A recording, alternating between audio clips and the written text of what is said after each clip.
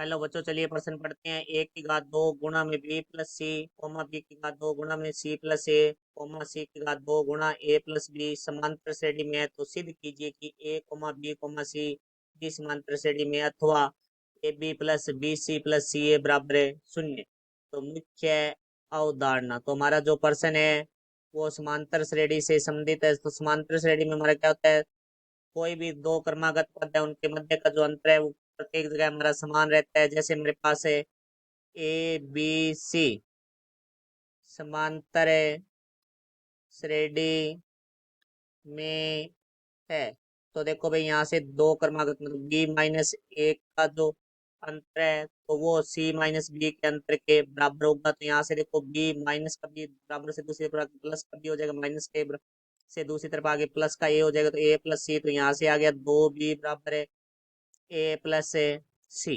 तो यदि हमारे पास दो बी बराबर ए प्लस सी आता है तो वो तीनों पद है वो हमारे क्रमागत समांतर श्रेणी में होंगे। तो अब हम बात करते हैं तो प्रश्न में जो कहा गया है उसके बारे में। तो प्रश्न में हमें क्या गया है, ए की घात दो बी प्लस सी कोमा बी की घात दो सी प्लस ए कोमा सी की घात दो ए प्लस बी समांतर श्रेणी में है। तो देखो भाई, किसी भी समांतर श्रेणी उसमें समान संख्या जोड़ने या घटाने या समान संख्या से गुणा या समान संख्या से भाग देने पे उस श्रेणी पे कोई असर नहीं होता, वो समांतर श्रेणी रहती है। तो हम क्या लिखेंगे, तीनों पदों में ए बी सी का भाग देने पर, देखो भाई भाग देंगे तो हमारी वो समांतर श्रेणी ही रहेगी। तो यहाँ से हमारे पास देखो क्या आ जाएगा, ए की घात दो बी प्लस सी बटा में A B C comma B की घात दो सी प्लस ए बटा में ए बी सी कोमा सी की घात दो ए प्लस बी बटा में ए बी सी।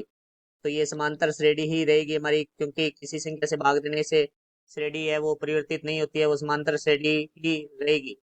तो अब देखो भाई, यहाँ हमारा एक ए से एक ए कट जाएगा, एक बी से एक बी कट जाएगा और एक सी से एक सी कट जाएगा। तो यहाँ से आ जाएगा हमारे पास से ए गुणा बी प्लस सी बटा में B C comma B C plus A बटा में A C comma C A plus B बटा में ए बी समांतर श्रेणी है। तो देखो अब तीनों पदों में एक जोड़ने पर, देखो जोड़ेंगे तो भी वो हमारी समांतर श्रेणी ही रहेगी। तो यहाँ से देखो भाई इसका अंदर गुणा भी कर लेते हैं, तो हमारे पास आ जाएगा A B plus A C बटा में B C plus A comma B C plus B A बटा में ए सी प्लस एक कोमा में सी ए प्लस सी बी बटा में ए बी प्लस एक। तो ये भी हमारी समांतर श्रेणी होगी, क्योंकि कोई संख्या जोड़ने या घटाने से समांतर श्रेणी में कोई परिवर्तन नहीं होता, वो समांतर श्रेणी रहती है। तो यहाँ से हमारा जो लय से आ रहा है वो आ रहा है बी सी, तो बी सी लय से ले लिया, तो यहाँ से आ गया A B plus A C plus B C. यहाँ से हमारा जो लेस है वो ए सी आ रहा है, तो यहाँ से आ जाएगा B C plus A B plus A C comma यहाँ से हमारा जो लेस है वो आ रहा है ए बी, तो यहाँ से आ जाएगा A C plus B C plus A B. तो समांतर श्रेणी है।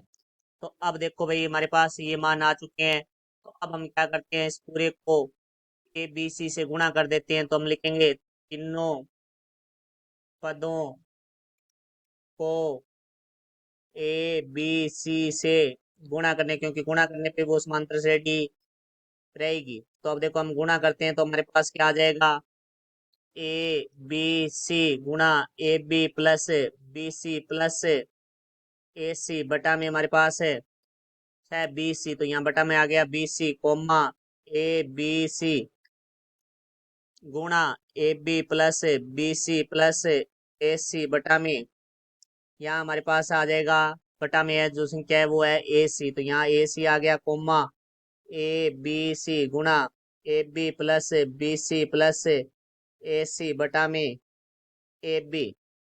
तो ये भी हमारी समांतर श्रेणी है। तो देखो भाई यहाँ हमारा बी सी से बी सी कट जाएगा, यहाँ हमारा ए सी से ए सी कट जाएगा, यहाँ हमारा ए बी से ए बी कट जाएगा, तो यहाँ से मेरे पास बच जाएगा A A B plus B C plus A C comma B A B plus B C plus A C comma C A B plus B C plus A C. तो ये भी हमारी समांतर श्रेणी है।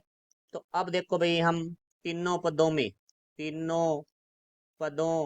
में A B plus B C plus A C से भाग देने पर, क्योंकि किसी संख्या से भाग देंगे तो भी वो हमारी समांतर श्रेणी ही रहेगी, तो यहाँ से आ जाएगा ए गुणा A B plus B C plus A C बटा में A B plus B C plus A C comma B गुणा A B plus B C plus A C बटा में आ जाएगा हमारे पास A B plus B C plus A C comma C गुणा में A B plus B C plus A C बटा में आ जाएगा A B plus B C plus A सी समांतर श्रेणी है। तो यहाँ देखो, जो पद कट रहे हैं उनको काट देंगे, तो ये पद हमारे तीनों में कट रहे हैं, तो हमारे पास बच गया ए कोमा बी कोमा सी समांतर